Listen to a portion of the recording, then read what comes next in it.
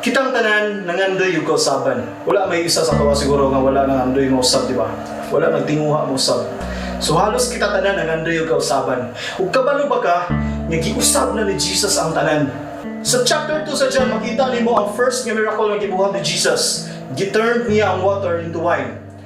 Ang ordinary kaayo nga tubig, ang tab-ang nga tubig into something special. And that is the picture of what He is going to do to every person nga iyahang ma-encounter or maka-encounter sa iya or katong mga tao nga moduol sa iya. So muna ang ginahimo ni Jesus sa iyang ministry sa iyang time. Ug hangtod sa atong nga panahon karon mao ra gyapon ang ginabuhat ni Jesus. Turning water into wine. Gina-turn ni Lord ang mga ordinaryo kaayo nga mga person, mga tao nga walay pulos ang kinabuhi, walay lami ang kinabuhi to something special. Now, naka-experience na baka napot na baka sa mong point sa mga life na nakaingon ka nga wala manilami ni kinabuhi awi. Kung ikaw na karon, ikaw ang tuyo ni Jesus sama sa water na giturn niya into wine. Now, atong tanawon din kung unsa ang gina-change ni Lord first. Now, this is chapter 4 sa John, makita na to. Ang usa ka Samaritan nga na-meet ni Jesus dito sa well. Ang Samaritan woman, ngadto siya sa tabay. Na-meet niya si Jesus o dito nagstoryahanay sila. Lalaki sa babae. Muto rin nga nagstoryahanay sila ni Jesus. Magabot sila sa point nga gibuking siya ni Jesus. Nakay 5 ka husband karon nga dili gid mo tinuod nga bana o kanay mo kauban karon nga isa. Dili gyapon natin mo tinuod nga bana. So nabuking siya ni Jesus. Ug dito niya na-realize nga si Jesus dili na siya ordinary nga person. So siguro na awkward ang babae gi-change topic niya nangutana siya nga, sir, kamo nga mga Jew, diyan na di mo worship sa kanang Jerusalem, while kami nga mga Samaritan, ang gitudlo sa amos dito sa mountain.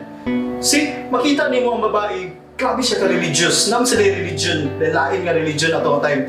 Anong babae ang tanan sa kan Jesus nga, unsang kita tinuod nga religion? Ang inyo, ora nga mo. Magkabalo pa ka sa inyo ni Jesus sa iya, ha? Believe me, woman, the time has come, naabot na ang panahon, na usab na ang tanan, that the true worshipper will worship the Father neither on this mountain or in Jerusalem. Ingon si Jesus nga wala diya sa inyong religion, wala po dito sa amuha. Igigingnan siya ni Jesus, the true worshipper will worship the Father in spirit and in truth. For they are the kinds of worshipers the Father seeks. So gipasabot siya ni Jesus pag-ayo. Moto siya ang time nga napawalang pisa ang religion. Kaya nga naman, even ang babae mismo nga grabe ka religious. Makita ni mo siya nga grabe siya ka religious. Pero ang iyang life, sa atong time, matawag na to siya kuwagan. Religious siya, pero dagan siya lalaki. Kapila na to siya siguro nakapilo mga revival nights, mga gatherings, special gatherings, religious man to sila. Kapila na sa siguro to siya nag-altar call. Kapila na to siya ni duol, gilihans na tumbang nga uwagan, ni bakod nga uwagan ra gyapon. Ang religion dili gyud makausap. Way lami ang iyang kinabuhi. Nagtago siya sa sala. Guilty siya, proud lang siya kay religious siya, pero dili siya proud sa iyang life. Ingunana ba ka karon? Nabay something sa imong nga dili ka proud sa imong binuhatan. Maybe part of you is crying for change. Gusto gyud mausab, nagtinguha gyud mausab, mga nanganday gyud mausab. Kung gitry na nimo ang tanan pero wala gyud ka nausab, gitry si Jesus. Now that woman katong Samaritan nga babae, the time nga naka-encounter siya kang Jesus, na change ang iyang life from very ordinary, from grabe ka walay lamig nga kinabuhi into something special. Wala akong say special about ato nga time. That moment mismo, after niya na-encounter si Jesus, nagamit siya ni Jesus para danihon tong mga tao nga nasa iyang village. And then katong nga village, daghan kayo nito kang Jesus. See?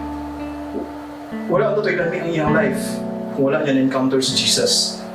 Never siya na-change sa iyang religion, na-change lang sa dira ang Jesus. Now, atras na gamay, balik ka sa John chapter 3. Na isa ka grabe ka religious ka person, si Teacher Nicodemus. O siya sa teacher of the law, religious siya. Sa ilang time, sila tanan nga mga teachers of the law, wala sila mga perfect na mga tao. Niduol siya kang Jesus. Appreciate si Jesus. Ano siya nga, teacher, rabbi, or teacher, rabbi ka ba? Nag-appreciate siya kang Jesus. Kapalo ba ka sa ingon ni Jesusaya? Unless you are born again, you cannot enter into the kingdom of God. Religious kayo nga tao, pero giingnan ni Jesus, you must be born again. Kailangan ka matawa pag-usap para maka-enter ka sa kingdom ni Lord. Unsay pasabot ni Jesus ana? Ang born again dili na siya religion, guys. Na dili na gikan sa kuha nga words, gikan na kang Lord. Unsay pasabot ni Jesus ana? Being born again is a new life nato diha kang Christ. Dili na siya religion.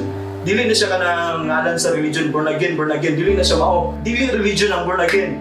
Ang born again nga gipasabot ni Jesus ani is kanang daghan na gituhuan ba daan na religious na kayo ka, grabe na kay ka kanang nangahibalaan pero wala gyud na usab imong life. Ug kabalo makakinsay istoryahan ni Jesus ani?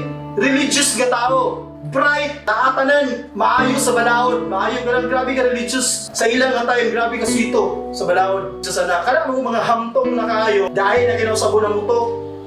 High pride na kaya na, grabe na kaya naggarbo, lisod na nausapon.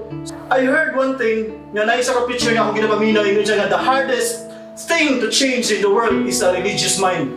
Daghan mga tao ba, like katong sama ni Nico, katong dahil na kayo kan, teacher of the law, dahil na kita siya bay. Dili na ito mo basta-basta makakon bay, madali bay, dahil na kita siya, daghan na itong nabalaan. Now, pag iyon ni Jesus nga, you must be born again, tingnan niya si Nico. Kailangan niya, mahimo kag, mura kag child-like, kay para dali na ka matudluan. Nainguna na ang gusto ni Lord nga mahitabo sa tuwa. Gusto ni Jesus nga ma-born again ta, mausab ta sama sa bata, antod nga mo-grow ta sa iya. Kung ikaw ni karon naminaw, gusto ni Lord nga ma-change ka. Gusto niya nga ma-born again ka, matao ka pag-usab, kay para dali na katudluan. Ang ganang pagka-born again, it's a new life diya kang Christ. So kung naa kay new life diya kang Christ, wala na kay pride. Gisurrender na ni mo imong pride. Ang new life na to kang Christ is mura na tag mga baby nga ginamatshoot nga ginamatuto, gina-train up, ginapadako according sa word ni Lord. In other words, wala na tay kaugalingon nga pagbuot once nga nanata diya kang Christ. Mato pa sa 2 Corinthians 5:17, if anyone is in Christ, he is a new creation. The old has gone and the new has come. Kung gusto ka mausab, kung gusto ka mulami ang imong kinabuhi, stop being religious, stop being pretentious. Surrender to God. Be a child of God. Accept Jesus in your life. Ang tinuod nga kausaban naa ra gyud sa relationship, wala sa religion, naa sa relasyon.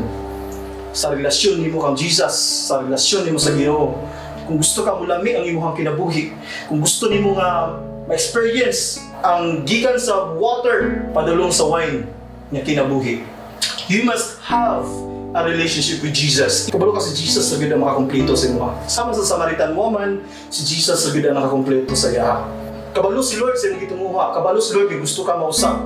Ug walay magahatag sa imong ana nga kausaban si Jesus ra gyud.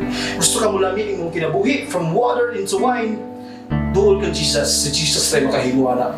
He is a miracle working God. Kaya niya buhaton ang dili nimo kaya. Kung nag-try ka nga mausab pero hangtod karon wala gihapon, i-try si Jesus. I-try si Jesus. Walay dili niya kaya himuon. Ug kabalo baka ang kontra kayo sa kausaban is ang pride. So pride lang. Kung gusto ka dili mausab, pride lang. Lang pagarbo lang. May mga tao nga moingon sila nga mas una pa mi sa inyo sa duyan. Kabalo na mi ana. Dili sila kanang open for new nga learnings, dili sila open sa kamatuoran, dili sila open sa kanang new nga ideas. Kay mas una pa sila sa duyan. Daghan mga tao nga nakauna pa sa duyan pero hangtod karon nagpabilin pa gyapon sa duyanan. So kung gusto kang kausaban, hawa na sa imong duyanan. Duol kang Jesus. Kung gusto ka, i-lead ka sa prayer. Unsaon pag-start of relationship kang Jesus? Simple na kay na. I-accept si Jesus sa imong kasing-kasing. Dawata siya personal Lord and Savior. And then magkinabuhi ka, mag-start up ka new life with Him.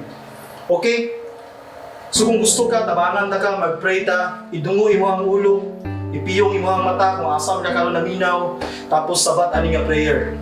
Himuha ni sa kinasing-kasing nga prayer o himuha ang own personal nga prayer sa Ginoo. Igna siya karon, Ginoong Hesus, salamat sa imong dako kayo nga gugma kanako. Ginoong Hesus, akong giangkon nga ako makasasala ug walay mahimo aron mausab ug maluwas ko. Ginoong Hesus, ako mituo nga ikaw namatay dito sa cross puli kanako aron mapasaylo ko, aron mabayran ang akong mga sala. Ginoong Hesus, ako kang gidawat sa akong kinabuhi sulod sa akong kasing-kasing. Ug sugod karon, ikaw na ako ang Savior. Ikaw na ang akong Lord. Ikaw na ang akong sundon. Ginoong Hesus, tabangi ko nga makapadayon ko sa akong relationship sa imuha ug mugro ko sa akong relationship sa imuha. Ginoong Hesus, akong gidawat karon ang kausaban sa akong kinabuhi diha lamang kanimo. Daghan salamat. Amen. So kung imo tong giyampo karon gidawat nimo si Jesus sa imong self as your personal Lord and Savior, dinhi nag-start kaning time, dinhi nag-start ang imong kausaban. Ang Bible nagingon sa John 1:12, kaniya nga mituo og midawat kang Jesus, itagaan siya og katungod nga mahimong anak sa Ginoo. Now, anak ug amahan, mo na ang ato ang status diya kang Lord. Anak ta niya, amahan nato siya, dili na siya religion, relationship na siya. Si Jesus nagingon nagkuman, love the Lord your God with all your heart, with all your soul, mind, and strength, and love your neighbor as you love yourself. Ang paghigugma sa Ginoo, ang paghigugma sa imong isig ka tao, dili na siya religion. Dili siya religious nga act. It's a relationship. Simple ra kayo na. So dili na nato lisod-lisod ang mga butang nag-simplify na ni Lord. Nasa imong journey diya kang Lord, gusto ka na mo tabangan na maging program sa muang church or sa among movement about discipleship. Kaning discipleship mo gini gitudlo ni Jesus, gibili ni Jesus nga trabaho sa iyong mga disciples. Ingon si Jesus nga, kung nagtuo ka sa kuha, you must do the same works I have been doing. Unsa ihimo ni Jesus din sa earth other than sa iyang mga milagro ang ginabuhat? Isa sa iyang ginabuhat is discipleship. Muto niyang i-command iyang mga disciples to do the same. Discipleship. Ang kausaban yun is nasa discipleship. Ang discipleship is isa na siya kanang program nga gi-create ni Jesus. Dili na siya program nga gibinto sa religion or mga churches, but it's a program nga gi-create ni Jesus. Si Jesus na nakaimbinto na para ma-change ang tao. While napata din sa kalibutan para ma-transform ta, mo-grow ta, antod nga mahimo ta tinuod nga disciple and mabot po ng panahon dayon. Nakita na po ang mga disciples sa uban. Yunana na siya. So kung gusto kag tinuod nga kausaban, dili lang one time nga encounter, kung dili magpa-disciple ka gyud. Mo undergo ka sa process. Na may process nga ginahimo. We promise nga tabangan di ka namo nga mo-grow diha kang Christ. So in other words, tabangan ka namo sa imong pag-start up sa imong new life diha kang Lord. So kung willing ka, gusto ka mo-connect sa mua, na you can comment, connect. I want to connect. So ay kahadlo magpa-disciple. Nga naman dili ka na mo i-lead para ma-imperno ka kung dili mo-grow ka diha kang Christ.